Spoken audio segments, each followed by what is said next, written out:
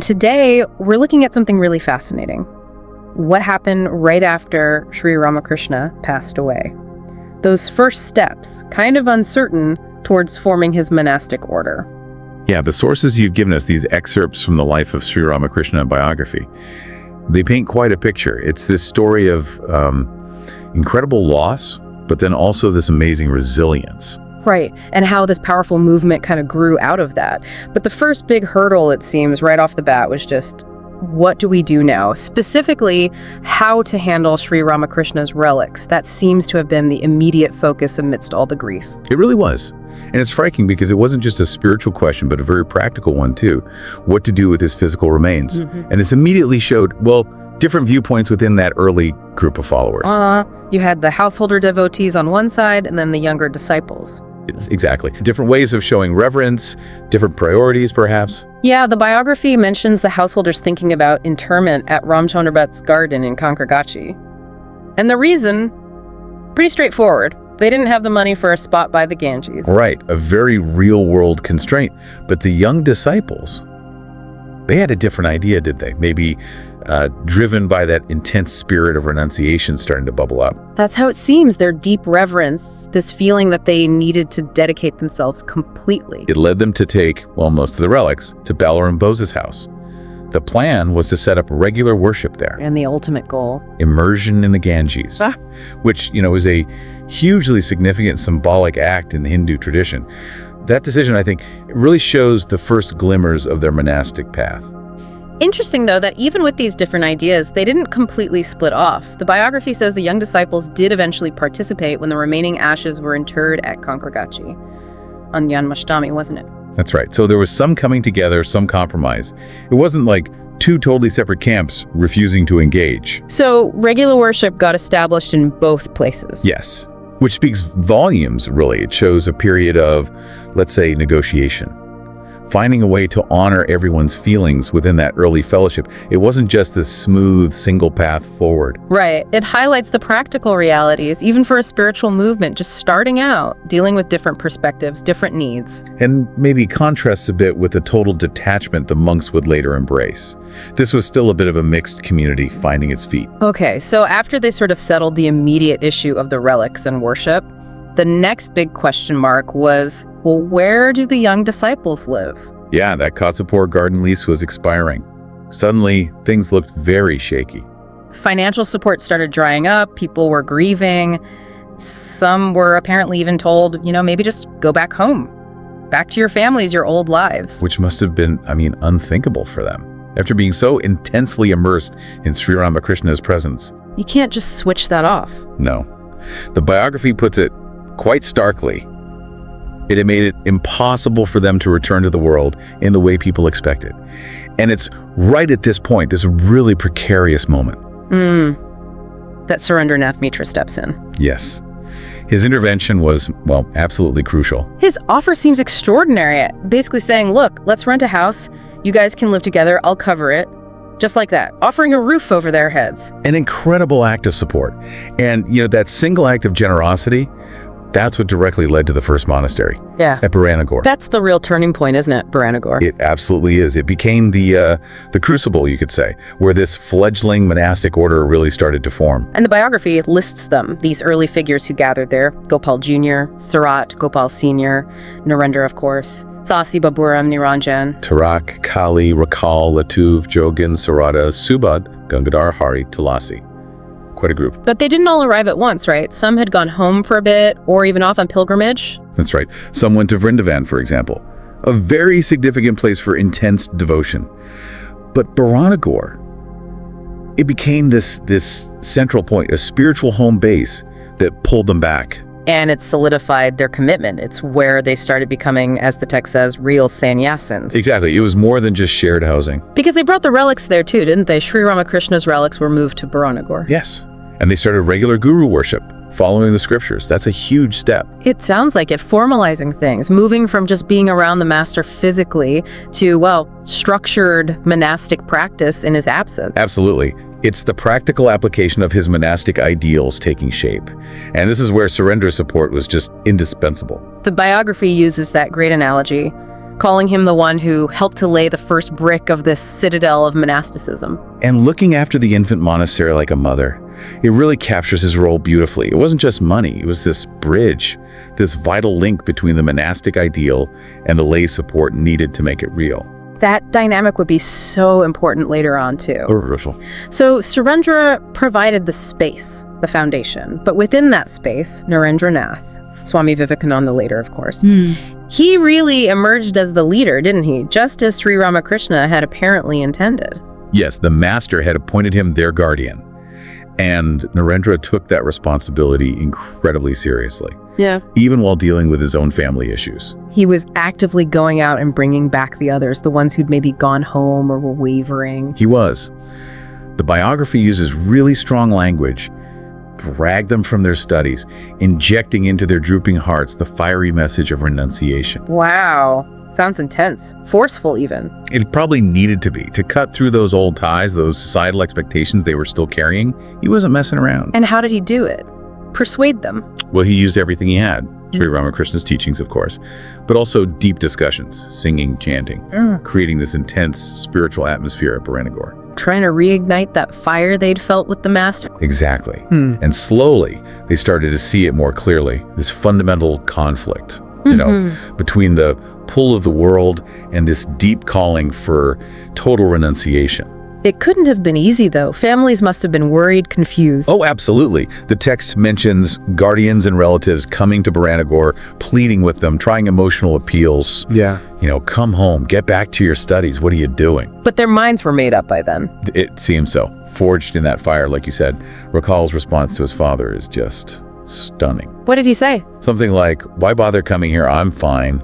Just bless me, forget about me, let me forget you too. Whoa. That's commitment, a complete break. It really shows how total their transformation was becoming. They'd experienced something. Well, something else. The ordinary world just didn't hold the same appeal anymore. Their focus was shifting entirely towards realizing God. Whatever it took. Whatever it took. Now, while all this was happening with the young monks, the Holy Mother, Sri Sarada Devi, she was also dealing with her own immense loss, but through her own spiritual practices. Yes, intense sadhana in Vrindavan, Calcutta, back in her home village. The biography points to this dual purpose in her relationship with Sri Ramakrishna. Okay. One, setting an ideal for householders, showing how spirituality could integrate with daily life. But also, crucially, her future role, transmitting his spiritual power, especially empowering women followers down the line. Her presence was vital. So her path was unfolding alongside theirs, but differently. In a sense, yes. Complementary roles emerging. And it wasn't just the monks feeling this intense spiritual pull after the master's passing. The householder devotees were deeply affected too. Profoundly. The example of Nag Mahase, it's almost overwhelming to read about. His devotion sounds extreme. Utterly consumed by it. Days without food or sleep, just lost in prayer, meditation. There's that story where Narendra and others try to offer him food as a guest. And he couldn't even register it. Initially, no. He was just too absorbed in the divine. It shows the kind of spiritual intensity that was just radiating out from the master's influence. And for the other householders, Mahendra, Balaram, Girish, Devendra, their comfort seemed to come from seeing the monks. Yes, seeing that fervent spirituality in the young disciples. It was like proof. Proof that the master's spirit, his energy, was still alive, still working through them. The biography puts it beautifully, saying they embodied the collective aspect of the master. Like he was manifest in all of them now. That idea must have been incredibly comforting. A sense of continuity. His legacy wasn't lost, it was just transforming.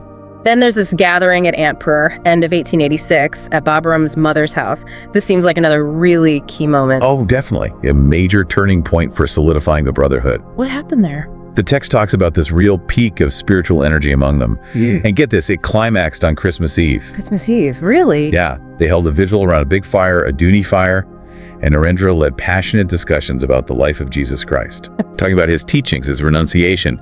It's this fascinating cross-cultural inspiration moment. That is fascinating. So reflecting on Christ's life deepened their own resolve. It seems so. It really fanned the flames of renunciation for anyone who might have still had some doubts. The outcome was that everyone who was there, the core group at Baranagore, became fully committed, all in, total asceticism. So Ant cemented it, and life back at the Baranagore math.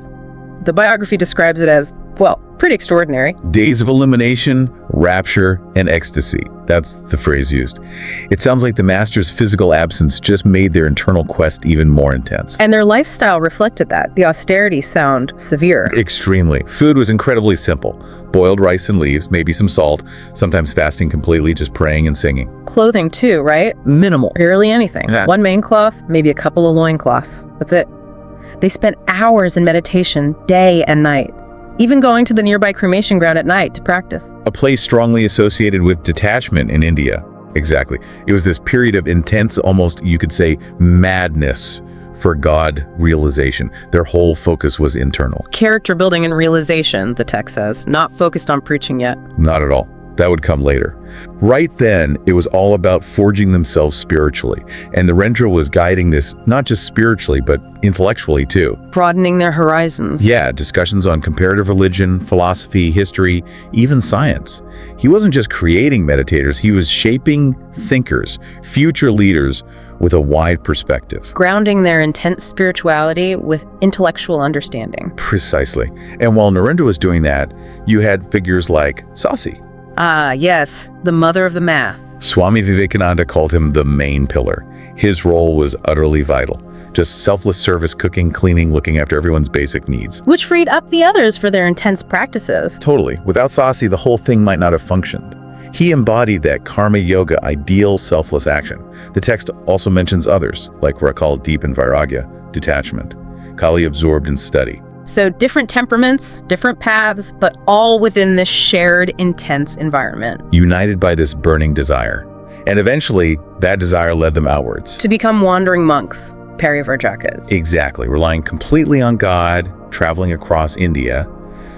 This period at Baranagore, this intense tapasya, it is the preparation, the forging. They were being transformed into these, well, the biography calls them spiritual giants. And that's what they became. Their later travels, the hardships they faced, it all built on this foundation laid at Baranagore. Sri Ramakrishna had seen their potential. He knew who he was choosing. They absolutely did. And the idea is that each one, in their own way, kind of reflected an aspect of the master's own personality, his vastness expressed through them. Which brings us back to him, that final quote from Swami Vivekananda in the biography. It's incredibly powerful. It really sums everything up, doesn't it? Could you share it again? Sure. He says, if there has been anything achieved by me, by thoughts or words or deeds, if from my lips has ever fallen one word that has helped anyone in the world, I lay no claim to it. It was his. All credit to the master. But, he continues, if there have been curses falling from my lips, if there has been hatred coming out of me, it is all mine and not his. All that has been weak has been mine. Taking responsibility for the flaws. And all that has been life-giving, strengthening, pure, and holy has been his inspiration, his words, and he himself. Yes, my friends, the world has yet to know that man. Wow. Just, wow. That humility, that devotion, it puts everything we've discussed into perspective. It absolutely does. It anchors all their later achievements firmly in the inspiration they received from Sri Ramakrishna.